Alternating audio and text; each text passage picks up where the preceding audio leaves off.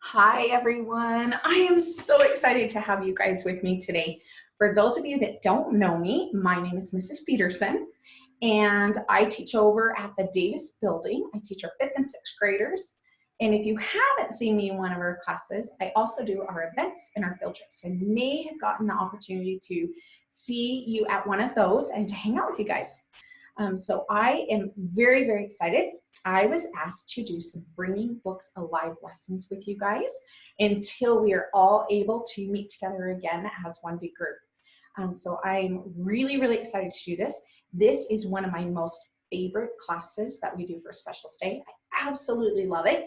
The only problem is I kind of say that about most of our classes on Specialist Day. But I love to read books. I love to read all different kinds of books. I like different genres and lots of different topics and things like that. So I'm really excited that I get to do Bringing Books Alive with you guys. So the way this is going to work, every single week, you guys can click on the link and you can tune in and watch me help explain and introduce a book to you. Some of the books that we will be doing, we're actually going to read from beginning to end because they're small enough that we can do that. Some of the books, however, I am going to give you lots of information about it, probably a few teasers and things like that, and then you can decide if you want to borrow that book or check your bookshelves and see if you already have it at home and continue to read that. I know most of our libraries are closed right now. However, we do have access to our online libraries. So if you don't know how to access that at home, let me know and I will be happy to send you an email on how to get those links by your local library. So reading is a wonderful, wonderful way to be able to travel and to go to big adventures and to go anywhere you want. Even during this time when we're asked to stay at home, you can still travel and have those great adventures right from your bed or from that comfy, cozy chair. So this is a fantastic way to be able to see the whole entire world from your room. So I love it. So before we get started on today's book, I have a really important question for you. My question for you is, when I say the word family, what do you immediately think of? So what do you consider your family? Okay, when I talk about the word family, the first thing that I think about are these people right here in this picture. This is my family. So I have a husband named Charlie, and then I have 5 kids. I have one girl, her name is Courtney, and then I've got 4 boys. So I have twin boys. So I have Garrett, and I have Brandon, and then I have Tyler, and then way down here is Kyle. So when I first think of the word family, these are the people that I immediately think about. Who do you think about when we talk about the word family? Now, if I spend a little bit more time, not much because it doesn't take long, thinking about the word family, immediately more people come to mind. When I think about family, I also think about my parents. I think about my mom and my dad. Now, I'm kind of old. I tell you guys that I'm class all the time. So now I'm off and I'm married, but when I was your age, I lived at home with my mom and my dad and my brothers and my sister. So I think about them as my family as well, because even though I'm older and I have my own children, does that make my parents less important or less part of my family? Not at all. My parents and my brother and my sisters are still a part of my family. Now, when I keep thinking about family, more people come to mind. I also think about these people right here. These are my grandparents. My grandparents, while I was growing up, were a big part of our lives. We used to go swimming and hang out with them all the time and do lots of fun activities. And we had holidays with them. And growing up, I actually stayed at their houses a lot for things like sleepovers and parties and movie nights and things like that. So these are part of my family also.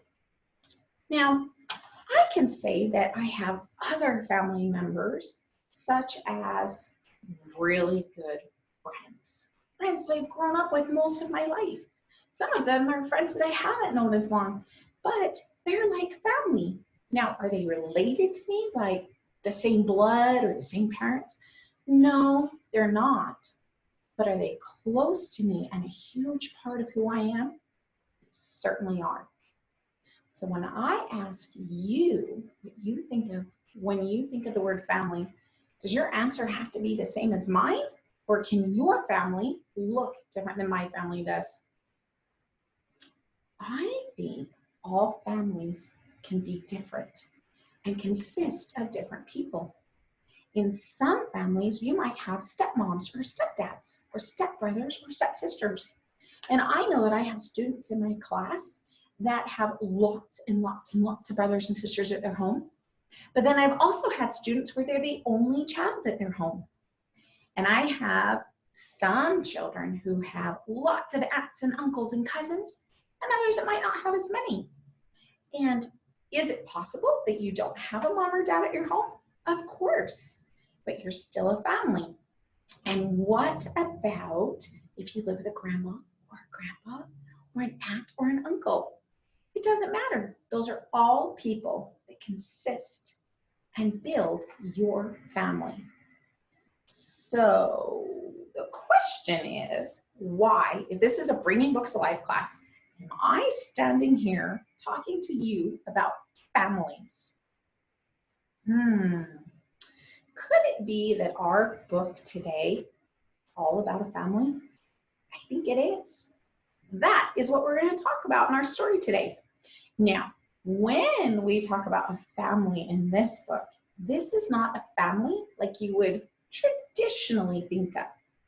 This is a family that consists of lots of different types of things that all care about each other and all take care of each other, and therefore they create a family.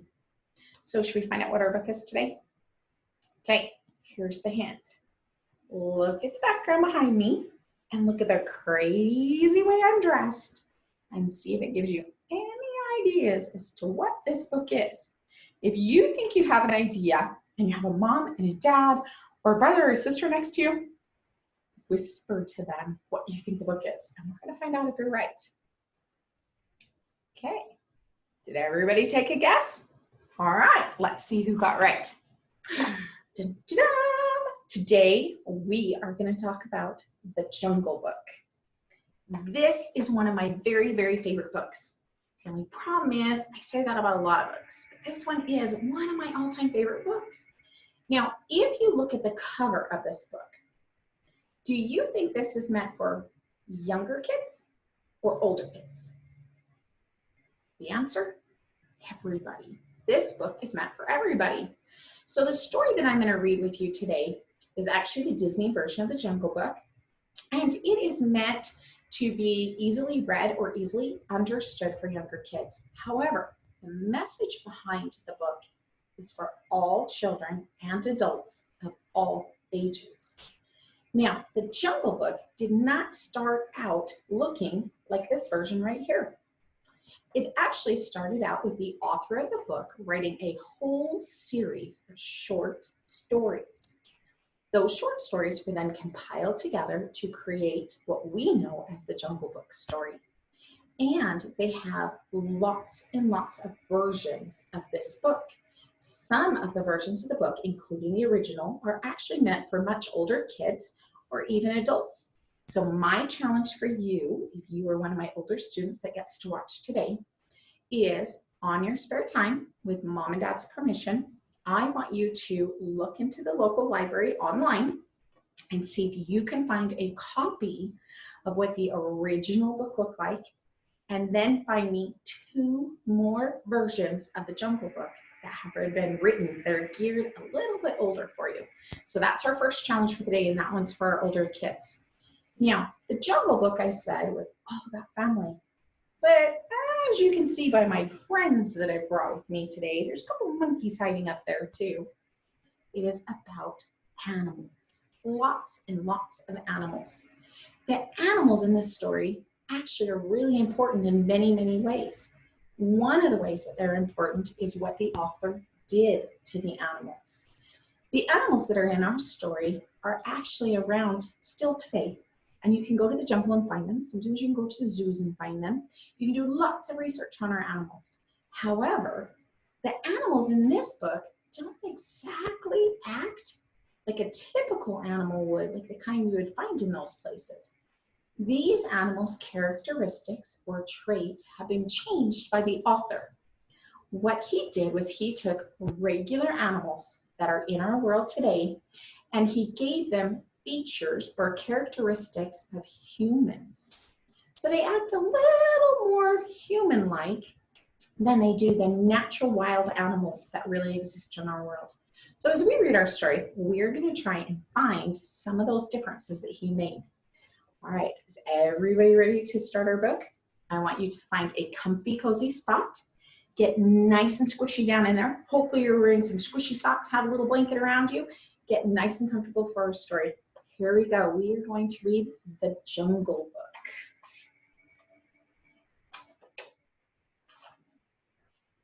All right, hopefully you'll be able to see our pictures. Long ago, deep in the jungles of India, lived a wise and kind black panther. His name was Bagheera. One day, as Bagheera walked along the river, he saw something surprising. A baby!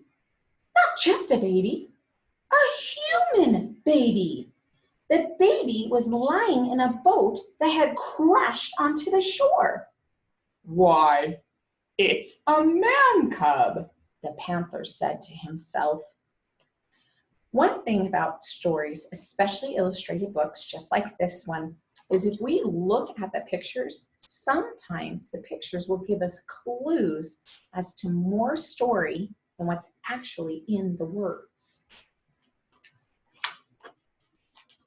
The man cub was in urgent need of food and care, but the closest man village was days away. So Bagheera took the baby to a nearby wolf family. The mother had just had pups, and Bagheera hoped she would accept the man cub as one of her own. The panther placed the baby near the den and stepped away. After a few quick sniffs, the mother wolf gently carried the baby into her den. Bagheera's plan had worked. So, would a typical panther, the kind that you find out in the jungle today, would a typical panther actually have done what this does in the book? Would he have gone over to the baby, worried about its care, and then gently picked it up and found a new home and somebody that could take care of the baby?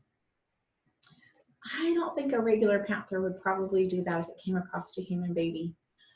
In fact, I think it might do the opposite. I think it would either be scared and run away, or it could possibly even hurt the baby. But in our story, the author of the book has actually changed the characteristics of Bagheera and have given him human characteristics. So the first example of this in our book is when he sees the baby, he's worried about the baby. He knows it needs food and it needs to be taken care of, and he is in a hunt to try to find a family that can do that. Now, he immediately thinks of bringing it to the wolf pack because the mama wolf just had baby cubs. So do you think that a mama wolf with a whole pack of cubs is a good choice to put the baby in? Let's find out.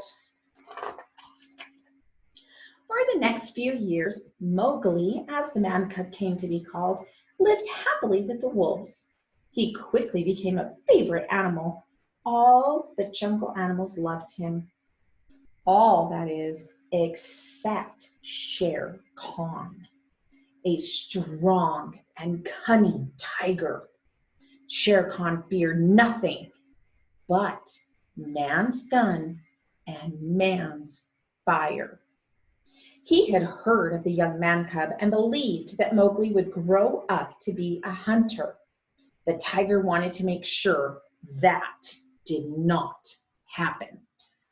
So is Shere Khan a bad guy? Or do you think he has reason to be afraid of man? In our story, it says that he's only afraid of two things: man's fire and man's gun. So do you think he's worried that the man who will grow is who Mowgli will grow up to be would come back and hurt the animals? Do you think that's why he's doing the things that he's going to be doing? Let's remember that as we find out how he acts towards the man cub. One night, the wolf elders met at Council Rock to discuss the matter. Akela, the wolf leader, declared that for everyone's safety, Mowgli would have to leave the pack. But the boy cannot survive alone in the jungle, protested Mowgli's father, Rama. So does his wolf dad want him to leave? No. Bagheera, who had returned often during the years to check on Mowgli, had been listening to the wolves. He jumped down from his perch in a tree and approached Akela and Rama. Maybe I can be a little bit of help, he said. I know a man village where Mowgli would be safe. So be it, said Akela.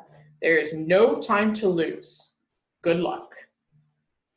So does he want anything bad to happen to Mowgli? He doesn't. He wants him protected. And he thinks the only way he can do that is if he helps Mowgli to get to the man village where he can be with people that are like him and not just the animals that have become his family. Early the next morning, Bagheera and Mowgli set out. They traveled fast and were soon deep into the jungle. The two traveled well into the night. Bagheera, said Mowgli, I'm getting sleepy. Shouldn't we start home again? Bagheera told Mowgli about Shere Khan and the Wolf Council decision. Mowgli was shocked. I don't want to go to a man village, he protested. How would you feel if you were Mowgli right now and the only life you ever knew was the family that you had come to? You knew the wolves and you knew the panthers and you knew all the other animals of the jungle. And then one day you're told you have to leave your family and you have to go somewhere else. So I don't think I would feel too good. I think I would be sad and scared and frustrated. I even think I would be angry. Bagheera promised Mowgli that things would seem better in the morning. He helped the man cub climb a tall tree. We'll be safe up here, said the panther. They settled down on a tree branch, and in no time at all, Bagheera was sound asleep, while Mowgli brooded over his fate. Neither one of them noticed Kaa, the snake, slithering toward Mowgli.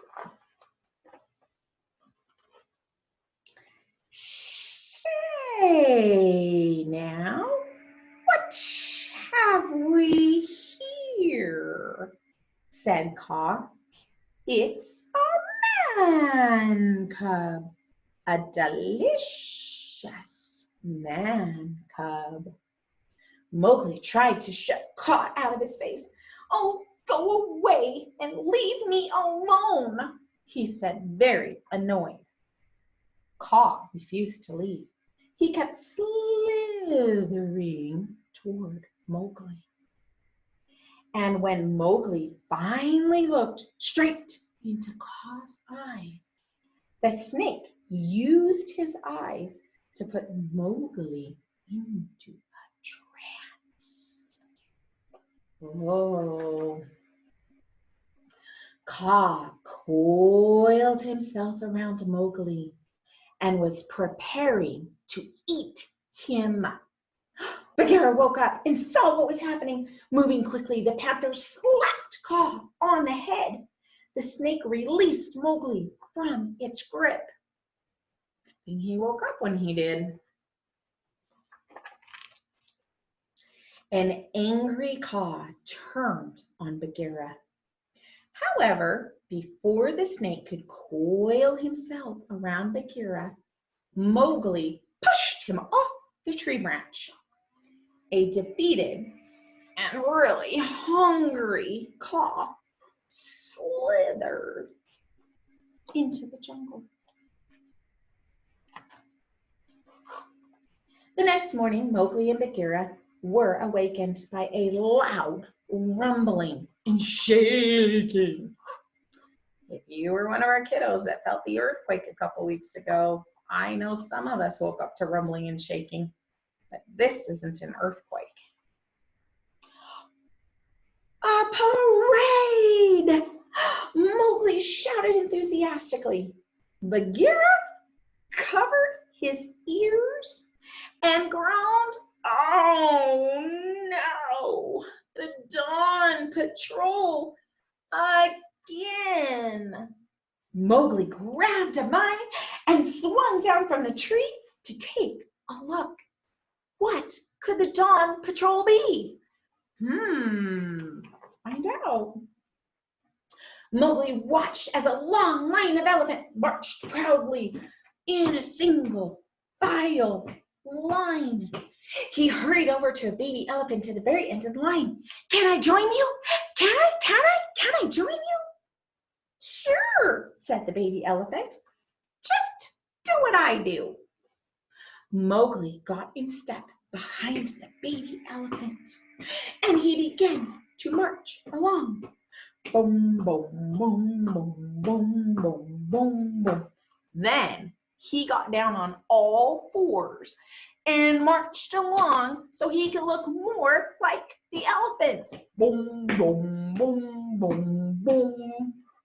Suddenly, Colonel Haiti at the head of the line called out, "To the rear, march!" Mowgli did not know that that meant the entire company would be turning around. Bonk! He and the baby elephant bumped into each other.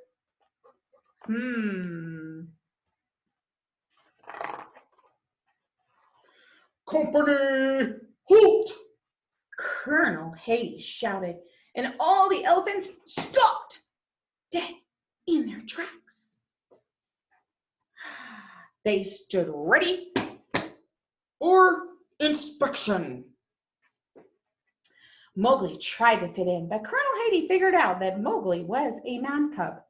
The colonel lifted Mowgli high with his trunk. "I have no man cub in my jungle," he cried. "This isn't your jungle." An offended Mowgli answered back. At that very moment, Bagheera rushed over. The man cub is with me," he told Colonel Haiti. "I'm taking him to the man village." "Well, to stay?" demanded Colonel Haiti. "You have my word," said Bagheera.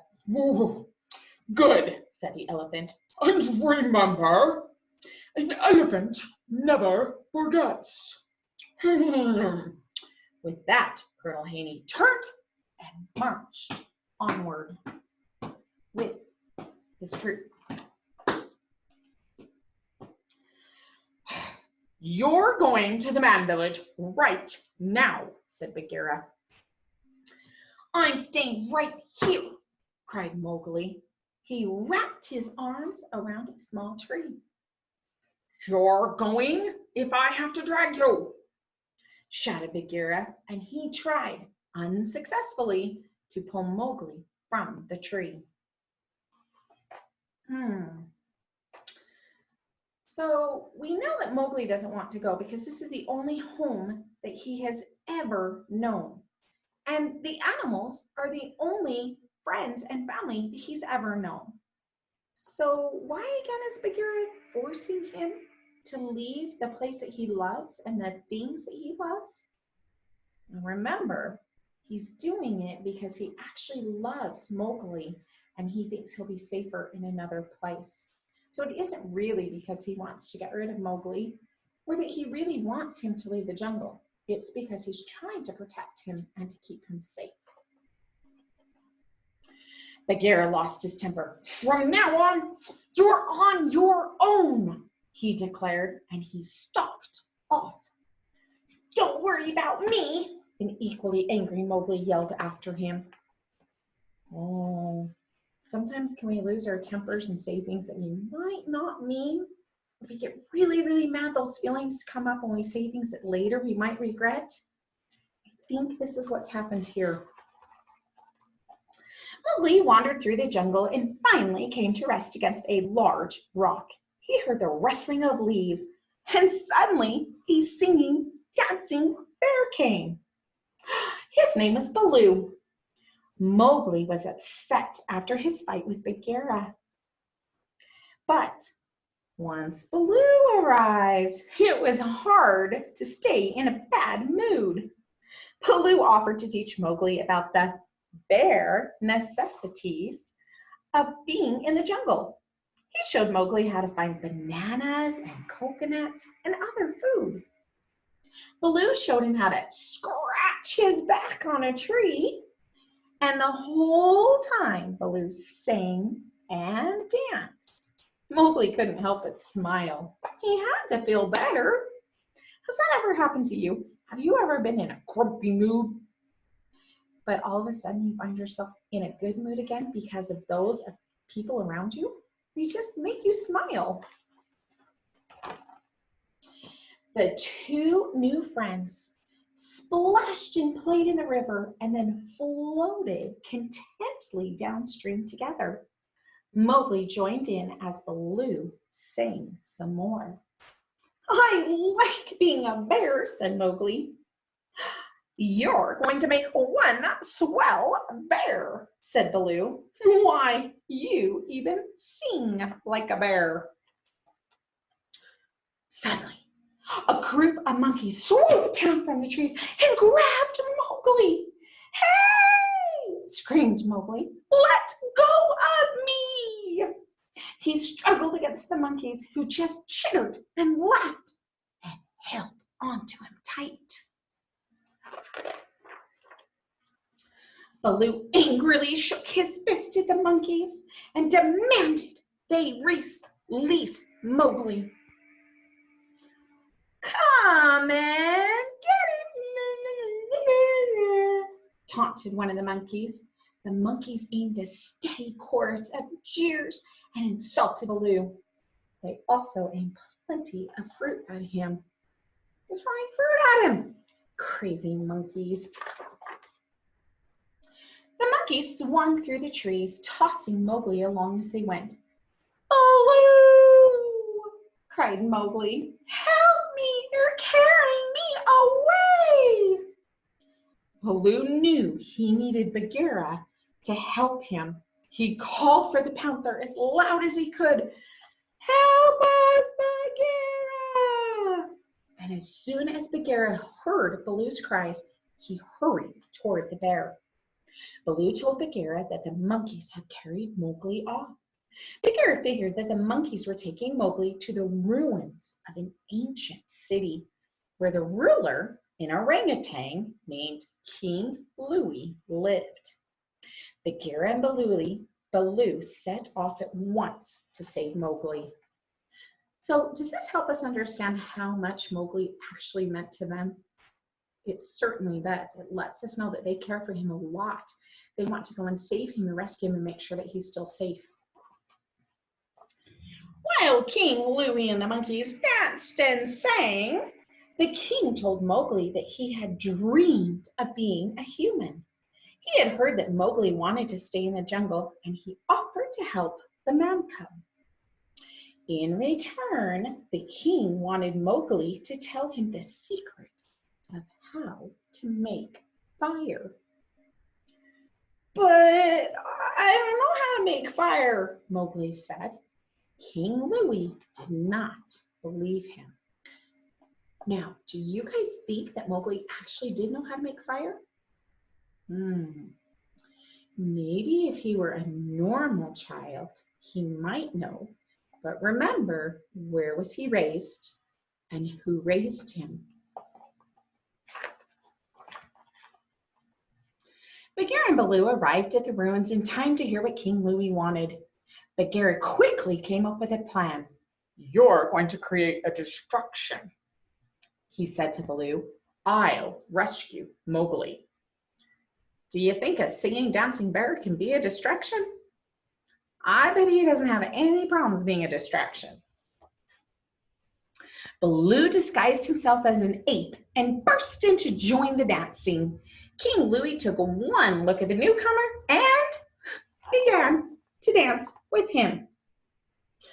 It's the bare necessities, remember. Bagheera tried to grab Mowgli, but each time, right before he could, one of the monkeys would whirl the boy around and snatch him back away. By the time Baloo and Bagheera were finally able to get Mowgli away from King Louie and the monkeys, the ancient ruins had crumbled entirely around the king and his monkey court. That night, while Mowgli slept, Bagheera explained to Baloo that Shere Khan was after the man cub. He convinced Baloo that Mowgli was not actually safe in the jungle. The next morning, Baloo reluctantly told Mowgli, "I've got to take you to the man village. I want you to be safe." Hurt and disappointed, Mowgli ran off. And do you know where he ended up? Look at the picture. Where do you think he ended up? That's right. He ran off and ran into Kaa the snake. Shere Khan heard that Mowgli had run off and prowled through the jungle looking for the man cub. He wanted Mowgli. When he heard Kaa singing to someone up in the tree, he called the snake down to ask him who was in his coils. Kaa didn't want to share the man cub. He wanted to eat him, and he wanted to eat all of him. So he told Shere Khan he was just singing to himself. While Shere Khan and Kaa were talking, Mowgli managed to escape from the snake's coils. He ran off into the jungle once more, feeling more alone than he ever had. Have you ever felt that way? Just really alone and sad and kind of scared? That's how Mowgli's feeling. Mowgli arrived at a place in the jungle where there was a little grass on the ground and no leaves on the trees. He was soon joined by 4 vultures. At first, the vultures tried to tease Mowgli. "He's got legs like a stork," one vulture said. "But he doesn't have any feathers," said another. All the vultures laughed until they saw how Mowgli was. Can you tell that he's not happy? He's not having any fun just by looking at his picture? I think so. The vultures tried to cheer Mowgli up. They told him that they would make him an honorary vulture. When Mowgli said he'd rather be on his own, they wouldn't take no for an answer. They insisted on singing a friendship song. There's a lot of singing in the jungle. Who knew? Mowgli began to smile, and soon he was clapping along, and the birds continued to sing. Did they cheer him up? I think so. Shere Khan overheard the singing and went over to Mowgli and the vultures. "Bravo! Bravo!" he said to the vultures when they finished their song. "And thank you for detaining my victim." The vultures were frightened and flew off. From the safety of a tree, they urged Mowgli, "Run! Run, Mowgli! Run!" But Mowgli turned to Shere Khan and said, "You don't scare me." I would be scared. I wouldn't want to face a tiger. Mowgli refused to run from the tiger. Shere Khan counted to 10 and then leapt at Mowgli, roaring with all his claws out and his mouth wide open. Baloo arrived in the nick of time and pulled Shere Khan's tail so hard the tiger fell short of catching the a man cub. The vultures, Mowgli and Baloo, all fought against Shere Khan. The tiger ran off when a lightning storm caused a tree and to burst into flames. Mowgli tied a burning branch to the tiger's tail. Baloo lay injured and very still on the ground. He didn't move at all. If you were Mowgli, would you be worried? I think so. Finally, the bear opened his eyes and lifted his head. Overjoyed, Mowgli ran and sprang into his friend's arms. Is he relieved that his friend is okay? He definitely is. Baloo, Bagheera, and Mowgli set off into the jungle once again, but this time all three of them were together. At long last, they reached the man village. Mowgli climbed a tree to get a good look at a girl he heard singing. Uh-oh. She was sitting down by the watering hole. He couldn't take his eyes off of her. With delight, Bagheera looked on. When the girl saw Mowgli, she smiled shyly back. What's going to happen? The girl dropped her jug and it rolled to where Mowgli stood. He picked up the jug and he followed the girl to the man village. He turned around and gave Baloo and Bagheera a really goofy grin. Look at his little smile in there. Do you think he likes the girl? I think he does. I think you're right, said Baloo.